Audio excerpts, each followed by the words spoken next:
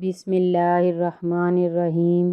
السلام علیکم محترم ناظرین، آج کا میرا عنوان خودکشی کی سزا پر مشتمل ہے۔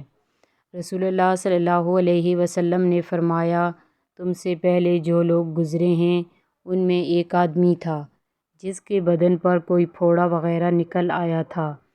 جب اسے زیادہ تکلیف ہوئی تو اس نے اپنے ترکش سے تیر نکالا اور اس پھوڑے میں گھونپ دیا۔ اس سے خون جاری ہو گیا اور کسی طرح بھی بند نہیں ہوا حتیٰ کہ وہ مر گیا۔ اللہ تعالیٰ نے فرمایا کہ میرے بندے نے اپنی جان کے متعلق جلدی دکھائی، میں نے اس پر جنت کو حرام کر دیا۔ اس حدیث سے آزمائشوں پر صبر کرنے اور تکالیف کی بنا پر بے صبری نہ دکھانے کی فضیلت معلوم ہوئی۔ ایسے اسباب اختیار کرنا جائز نہیں ہے جو انسان کو خودکشی یا ہلاکت تک پہنچا دیں۔